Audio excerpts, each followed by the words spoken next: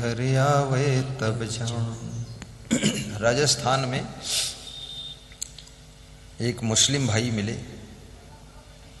तो बोले अलग से मिलना चाहते हमें। तो हमने कहा अलग से मिल लो। तो अलग कमरा मिले, ज्यों ही कमरा बंद किया हमने तो बहुत रोने लगे। तो हमने कहा क्या हुआ? हिंदू गुरु के सामने मुसलमान कोई रोए, बात क्या है? बोले बात यह है, छोटे लड़के की शादी थी। तो हमने कहा ठीक है, ये तो खुशी की बात, रोने की क्या बात? हो गई कि नहीं हुई, कोई बाधा है? बोले हुई गई।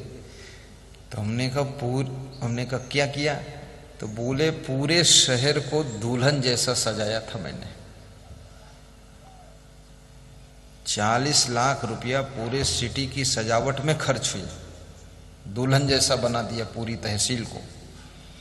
तो हमने कहा तो जब तहसील ही दुल्हन हो गई तो लड़के की पत्नी एक दुल्हन और रहेगी, दुई होगी दुल्हन, ठीक है। लेकिन दुल्हन बोले जब से आई है वह दुल्हन नहीं है, तलवार है, तलवार। ना तो अब वो छोटा बेटा ऐसा उसके चक्रव्यूह में फंसा है, हमसे भी नहीं बोलता है, अपने बड़े भाई से भी नहीं बोलता है, और घर में इतनी कलेश हो गई है। 3 महीने में भी हम तबाह हो गए हैं।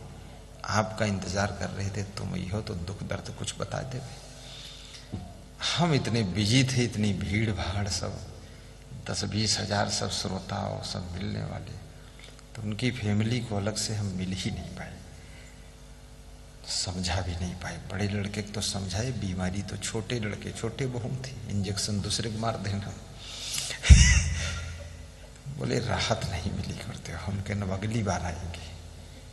5 साल हो गए हम गए ही नहीं, तब तक पता नहीं मर गई है, कहाँ भवा है, शुगर भी है, लंगड़ा चलते रहे, धन दौलत बहुत है।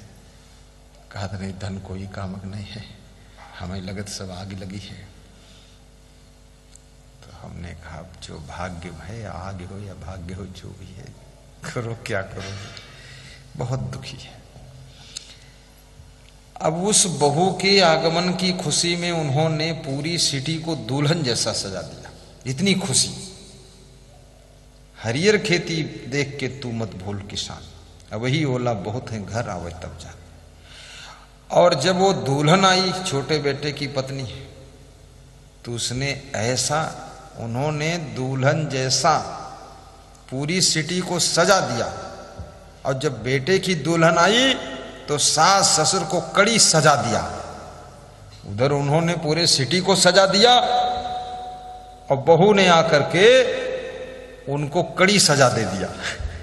खूब रो रहे भौं भौं, अरबपति है, अरबपति। इसलिए मनुष्य को बहुत विवेक से रहना चाहिए और पुण्य कमाना चाहिए, अंतर्मुख रहना चाहिए, ज्यादा हाय हाय में नहीं पड़ना चाहिए, सहज भाव से काम कीजिए। गुरुदेव का सत्संग सुनिए, गुरुदेव के आश्रम भी जाइए, 2-4 दिन रहिए, शांति से उनके चरणों में रहिए। आफा काफा लाफा जाफा ये संसार में ज़्यादा मत उलझिए। घर पहुँचिए, अच्छी तरह से घर संभालिए, गुरु का नाम लेकर काम करिए, सफलता मिलेगी। शांति भी बनाए रखिए, गम भी खा लीजिए, कुछ घर में डिस्टर्ब हो तो सह लीजिए, गुरुदेव जी की याद कर लीजिए, सत्संग सुन करके चिंता मिटा लीजिए, उन्नति भी करते जाइए, विकास करते जाइए। तुमको भले लोग दुख दे रहे हों, लेकिन तुम सबका भला सोचते जाइए और हमेशा अच्छा ही कीजिए। ये तो झमेले चलते ही रहते हैं, इसमें नाराज होकर तुम विकास नहीं करोगे तो तुमको भी तो दुख मिलेगा। पेड़ भी लगाइए, पौधे भी लगाइए, भी खरीदिए, गाड़ी भी खरीदिए, ये सब खटपट चलती रहेगी। जिसे शरीर में सर्दी जुकाम है, कभी बुखार है, कभी पेट खराब है, कभी कहीं दर्द है, लेकिन आप शरीर को कपड़े भी पहनाते हैं, शरीर को स्नान कराते हैं, भोजन खिलाते हैं, सुलाते भी हैं, बिस्तर पर इसको लेटाते भी हैं, तेल मालिश भी कर देते हैं, शीशा कंघा भी दिखा देते हैं, कि देख लो अपना मुंह, चंदूलाल इतना बीमार पड़े हो।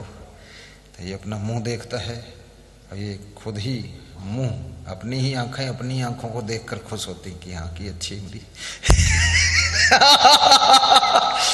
अपनी दांत देखा थे माँ खुश होत खूब कहा था हाँ दांत बढ़िया। तो ये सब दिखाओ, ये सब करो, ये सब करना पड़ता है। इसको भी खुशी से करो। अब शरीर में बीमारी तो है लेकिन शरीर को संभालना तो पड़ेगा। ऐसे परिवार में कुछ डिस्टर्ब है लेकिन परिवार को संभालना तो पड़ेगा। ऐसे ही आपके संगठन में जो जो लोग हैं उनमें कुछ लोग डिस्टर्ब करते हैं, लेकिन इसका अर्थ नहीं कि उनके डिस्टर्ब से प्रभावित होकर के आप सब प्लानिंग खत्म कर दें, योजना खत्म कर दें, काम बंद कर दें और बोलें कि हमने सब देख लिया, सब बेईमान लोग हैं, कुछ नहीं करूँगा। ये गलत है। कुछ नहीं करोगे फिर भी बेईमान मिलेंगे। जब बहुत कुछ करोगे तो बेईमान बेईमानी करेगा तो भी तुम्हारे पास बहुत कुछ बचेगा, और जब कुछ नहीं करोगे तो बेईमान बेईमानी करेगा तो कुछ नहीं बचेगा, वो सब साफ कर देगा। इसलिए काम करते रहो। 10% हिस्सा बेईमानों का भी निकालते रहो, 10% गुरु का निकालते रहो, 10% इनका सबका हिस्सा है, 10% रिश्तेदारों का होता है, 10% फैमिली वालों का होता है, 10% नेताओं का, वकीलों का, पत्रकारों का होता है। थोड़ा थोड़ा इनको भी देना पड़ता है नाश्ता, नहीं तो सब नोच डालेंगे, तुमको हैरान कर देंगे, झूठ मूठ छाप देंगे। अभी वो बाबा हमारे पास आया तो बता रहा था अब ये नाश्ता नहीं खिला पाता है क्योंकि इसके पास खुद ही नाश्ता नहीं, ना रास्ता मालूम ना नाश्ता मालूम। खुदा खास्ता भटक भटका गाय गया है। भटकते भटकते लखीमपुर तरफ से ये सुदामा जैसा साधु आ गया है, गले में गमछा डाले है, बैठा है, मुस्कुरा रहा है। अब ये बता रहा था बाबा ये नाम तो इसका भगवान है, क्या नाम, भगवान स्वरूप, बहुत तगड़ा नाम है। भगवान को ही तो कष्ट ज्यादा मिलत है, इसलिए हम नाम अपन भगवान वाला रखे नहीं। असंग नाम है, कोई संगम रहने नहीं, तो सबके संग से लग रहा हो, छुट्टी मिल गई दुष्टन से। ये भगवान बने ही इनका भगत ही लोग खूब ठग रहे इनकी हालत ऐसी खराब है। ये अपनी बता रहे थे, एक आश्रम पर रह रहे थे मोहम्मदी में, तो लोग वहाँ सब मारे आए गए हमका और सामान सब उठाए ले जाए और दारू पी के आवे गरियावत है। ऐसे दुष्ट गांव बोले तो गुरुदेव फिर जान बचाए कुछ चले जाए। और दूसरे महात्मा रहा थे मारू गाड़ी खाते, हम तो नहीं खाए। बोले अपने घर ही आने, तो घर में हमारी जमीन है, खुद नामजद है रजिस्ट्री। तो हम सोचे नहीं मैं कबीर का मंदिर बना दे भाई। तो बोले कबीर मंदिर बनाओ शुरू करें। पुलिस वाले आए, रोक दिन, किसके परमिशन से बना रहे कहीं हम बिना पढ़े लिखे बाबा है ना, परमिशन हमका नहीं मालूम है, हम अपनी जमीन में बनाए रहे, अपने पैसे से बनाए रहे। बोले नहीं नहीं ये मंदिर बन रहा है, मैं परमिशन लेके पड़ी। तो बोले किससे लें, यानी SDM से लो। बोले SDM के पास ढूंढत ढूंढत कई दिन बाद पहुँचा। SDM से कहें तो SDM बोले सरकार से परमिशन ले। कल सरकार हम ना जाए तो सरकार की बजाय कोई हमारे यहाँ आए है कि तुम्हें सरकार हो। बोले तुम करवाए दो। तो हम भी खिलाड़ी हैं, हमने कहा यहाँ के जो प्रधान हैं गांव के आश्रम के, उनके पास चले जाओ। तो उनके पास भेज देने। तो प्रधान तो चालाक होते हैं, वो इनका कैसे हाँ हो ही जाए तुम्हारा काम, लेकिन गुरु जी की अनुकंपा चाहिए। तो फिर हमारे पास साहब का कह रहे आपकी अनुकंपा बताई नहीं प्रधान जी। तो हमके अनुकंपा, वो हवा भरे वाला पंपा अनुकंपा। तो हमने उससे कहा भाई अनुकंपा हम कर देंगे, कहीं तो ठीक हो ही। और कहाँ सरकार है योगी आदित्यनाथ की, लखनऊ में सरकार है और हमारे पास आए हैं।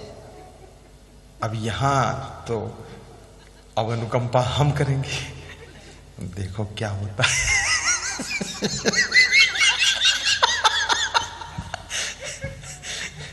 आसरा है क्योंकि हमारा नाम सुन रखे हैं कि बड़े संत हैं, पहुंच वाले हैं। तो चलो उनके पास, पहुंच वाले के पास पहुंचो, तो कहीं ना कहीं तो पहुंच जाए करिए। कहूँ तो पहुंचा ही जाए, कहूँ ना पहुंचे हैं तो यम लोग पहुंचाते हैं, हो ही जाए फाइनल। तो बेचारे आए हैं, देखो इनका फाइनल करना।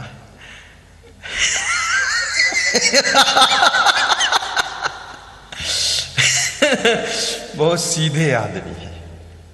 अब इस तरह के सीधे लोग, वो आंध्र प्रदेश वाला बैठा है रवि कुमार, वो कम्बल में नहीं कहा तो वो हंसत नहीं, वो मुँह में पट्टी बांधे बैठ की मैं समझ में कुछ आवत नहीं है, आंध्र प्रदेश का भाषा, और ये पता नहीं कहा बोला, तेलुगु है कौन है, तो तेलुगु वाला बैठा है, वो अपन किताब पढ़ते कि पागल है, हंसत है सब। वो हम लोगन पागल समझे। अब थोड़ा समझ वहाँ कुछ पागल बताओ थे तो यू राय समझ पाई कि हम ही पागल कहा कि अपना कहा थे, पर हंस रहा है। बोले ऐसा मामला है, ये सब संसार में बड़ी विघ्न बाधा है, बहुत विघ्न बाधा, लेकिन घबराना नहीं चाहिए। दुख में मत घबराना पंछी, ये जग दुख का मेला है, चाहे भीड़ बहुत अंबर पर, चाहे भीड़ बहुत अंबर पर, उड़ना तुझे अकेला है, उड़ना तुझे अकेला है, उड़ना तुझे अकेला है, उड़ना तुझे अकेला। नन्हे कोमल पंख ये तेरे, नन्हे कोमल पंख ये तेरे, और गगन की ये दूरी, और गगन की यह दूरी, और गगन की ये दूरी, और गगन की यह दूरी। बैठ गया तो होगी कैसे, बैठ गया तो होगी कैसे, मन की अभिलाषा पूरी, मन की अभिलाषा पूरी, मन की अभिलाषा पूरी, मन की अभिलाषा पूरी। उसका नाम अमर है जग में, उसका नाम अमर है जग में, जिसने संकट झेला है, जिसने संकट झेला है। दुख में मत घबराना पंछी हो, दुख में मत घबराना पंछी, यह जग दुख का मेला है, यह जग दुख का मेला है।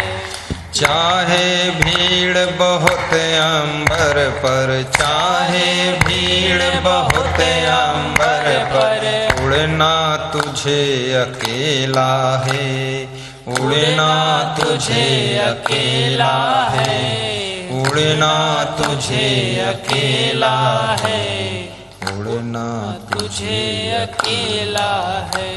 बोलिए सद्गुरु देव की जय, सद्गुरु श्री क्षमा देव की जय। तो बहुत जाल है, मकड़ी का जाल, सिंह का जाल, गधों का जाल, मूर्खों का जाल, बेईमानों का जाल, नशा का जाल, मोह माया का जाल, लोभ लालच का जाल, अज्ञानता का जाल, कुल कुटुंब परिवार वालों का जाल, गांव वालों का जाल, पड़ोसियों का जाल, रिश्तेदारों का जाल, ठगों का जाल, इतने जाल हैं।